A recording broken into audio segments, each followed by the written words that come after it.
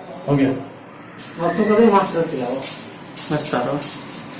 नमस्कार सभी दोस्तों के लिए। और आज आपको एक खुशखबरी है, एक बहुत बड़ी खुशखबरी लेकर आया हूं आप सभी लोगों के लिए। जिस तरीका से आप लोग मुझे अब तक देख रहे थे, आप मुझसे पढ़ रहे थे, हिस्ट्री को पढ़ रहे थे। अभी मैं लगातार पूरे कोर्स को, हिस्ट्री का कोर्स को करा रहा था। लेकिन आज मैं इस वीडियो के अंतर्गत आपको कोई पढ़ाने की बात नहीं करूंगा। आपसे मैं जो बात करने जा रहा हूं, वो आज बात करने जा रहा हूं जो हमारा नया टारगेट है। हमारे जितने भी ग्रेजुएशन या पोस्ट ग्रेजुएशन के जितने भी नए युवा हैं, जितने भी नए युवा हैं जो कांस्टेबल की तैयारी तो कर ही रहे हैं, लेकिन वो लोग यूपीएसआई जो कि सरकार के निर्देशानुसार रजिस्ट्रेशन या नोटिफिकेशन तो लगभग आ ही चुका है, लेकिन बहुत सारे लोग ये कहते हैं सर हमको यूपीएसआई का अलग से मैटर डाल दीजिए। भाई अलग से क्या मैटर डालना है? अलग से क्या मैटर डालना है? मैं यूपीएसआई के लेवल का एक बैच स्टार्ट कर रहा हूं, जिसमें केवल और केवल मुख्य बिंदुओं की बातें होंगी। और वो जो बैच होगा हमारा कंप्लीट बैच होगा। अब कंप्लीट बैच कैसे होगा?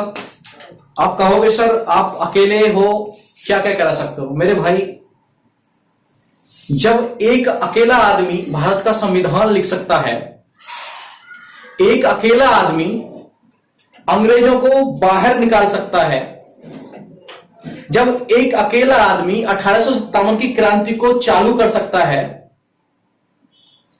एक अकेला आदमी सूर्य पर पहुंच सकता है, तो एक अकेला आदमी क्या नहीं कर सकता है भाई? बताओ। अगर आप इस बात को कह रहे हो तो आप मेरे हौसलों को नीचे लेकर आ रहे हो, मेरी बुलंदियों को थोड़ा नीचे डाउन कर रहे हो। समझ रहे हो ना? आपको किससे मतलब है? आपको कोर्स से मतलब है। और मैं आपके लिए पेड कोर्स तो लेकर नहीं आ रहा हूं।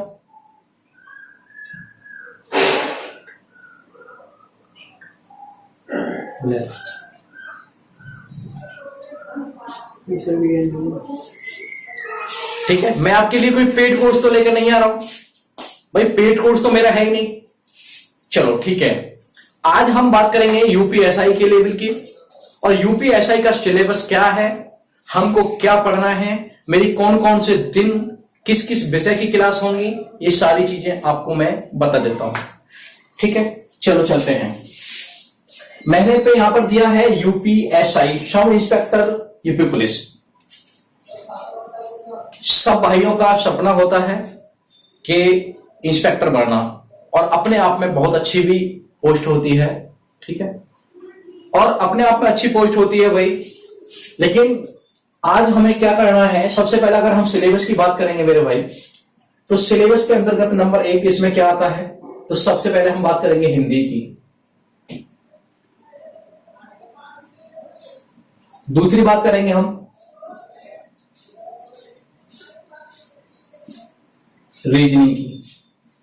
तीसरी बात करेंगे हम मैथ मतलब गणित की। और चौथी बात करेंगे मेरे प्यारे बच्चों, चौथी बात करेंगे हम जीएस मतलब जीके की।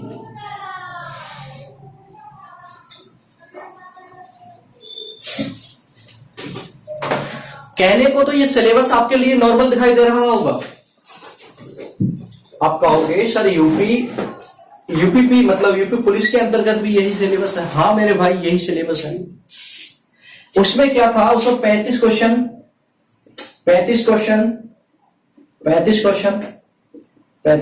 टोटल मिला के 140 क्वेश्चन हुआ करते थे। लेकिन उसमें आपके लिए क्वालिफाई नहीं होना है। इसके अंदर आपको क्वालिफाई होना होता है, और अब केवल और केवल इस पर 33% पे क्वालिफाई कर दिया है। शायद 33% पे क्वालिफाई किया है। तो सर इसको हम क्रॉस कैसे करें, क्रॉस कैसे करें? तो एक ही तरीका है क्रॉस करने का। वो क्या तरीका है मेरे भाई? हमारे पास में हिंदी है, रीजनिंग है, मैथ है और जीके है। मेरे प्यारे बच्चों, जब हम तैयारी कर रहे होते हैं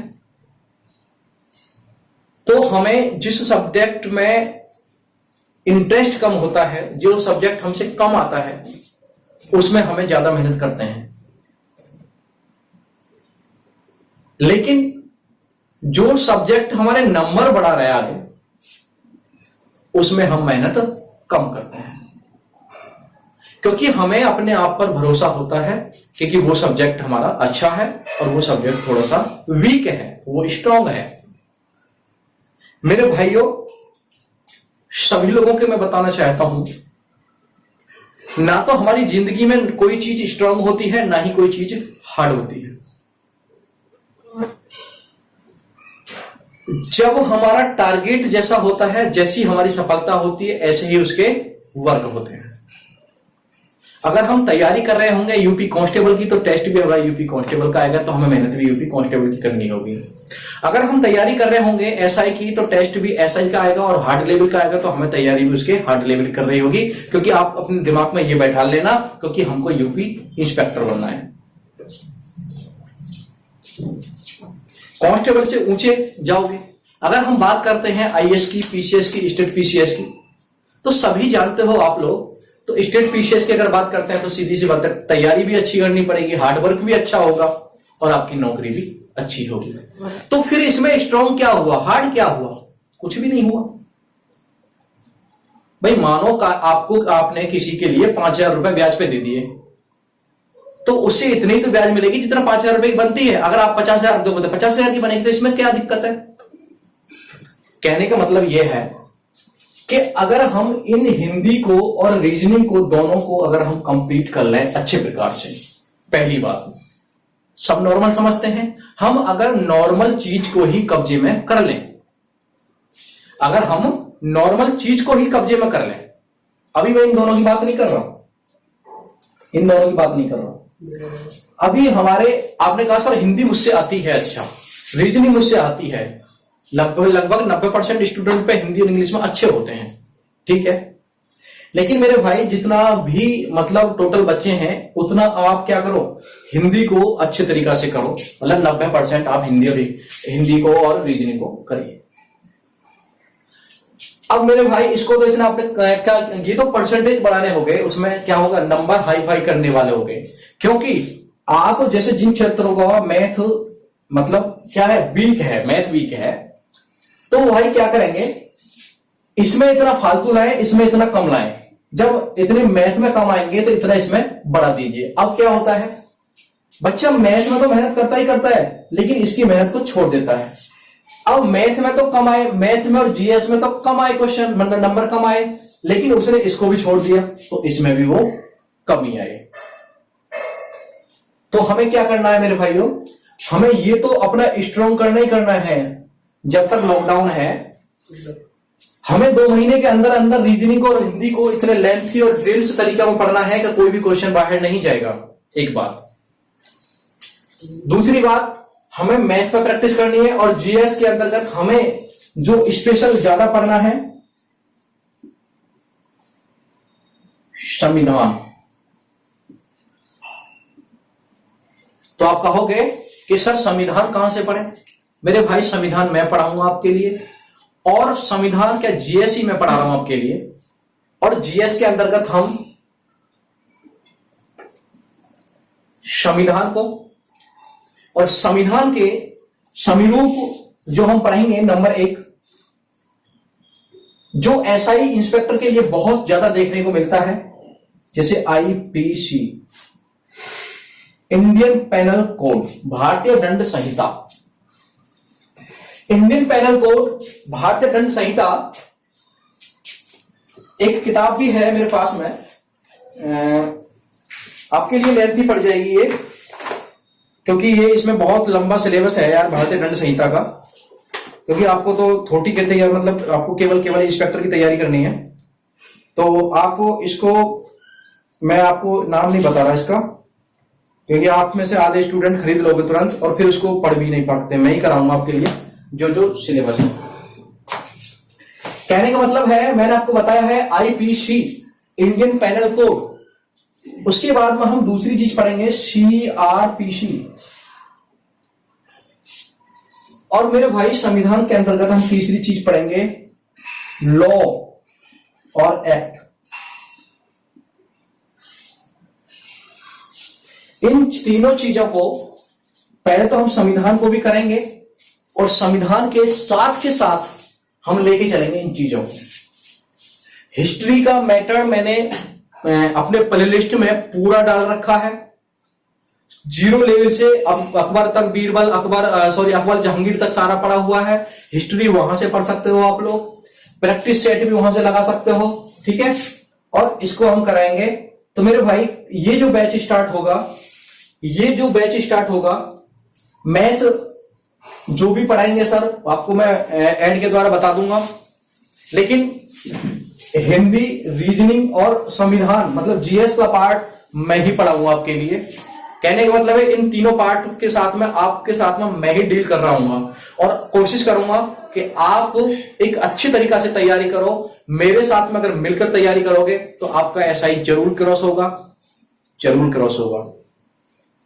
ठीक है। तो ये जो बैच स्टार्ट कर रहे हैं हम कल शाम आपके लिए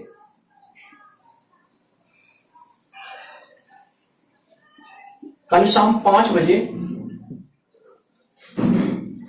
आपके लिए सबसे पहले जो वीडियो मिलेगी यूपीएसआई की,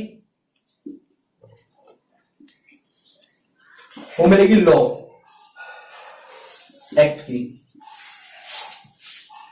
सबसे पहले जो उद्घाटन करेंगे हम इस बैच का, वो करेंगे कानून से, मतलब लॉ एंड एक्ट से करेंगे, जो इंस्पेक्टर के अंदर मुख्य रूप से देखा जाता है।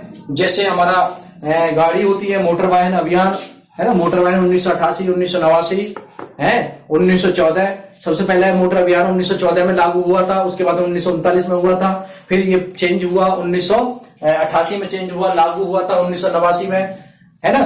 कौन कौन से एक्ट हैं, कौन कौन से कानून हैं जो हमारे रोड से संबंधित है, ट्री वगैरह, गाड़ी और ड्राइविंग लाइसेंस वगैरह, ये सारी चीजें हम इसमें पढ़ेंगे लॉ और एक्ट के अंतर्गत। ये क्लास आपको कल 5 बजे मिलेगी। उसके बाद में हम संविधान की भी लेंगे, पहले ये खत्म करेंगे, फिर आईपीसी, फिर सीआरपीसी लेंगे हम बाद में, क्योंकि इससे कम क्वेश्चन बनते हैं। हर क्वेश्चन मेरा इंपोर्टेंट होगा, मोस्ट होगा, अच्छा होगा, ठीक है। तो ठीक है, नमस्कार, मैं मिलता हूं आपसे कल।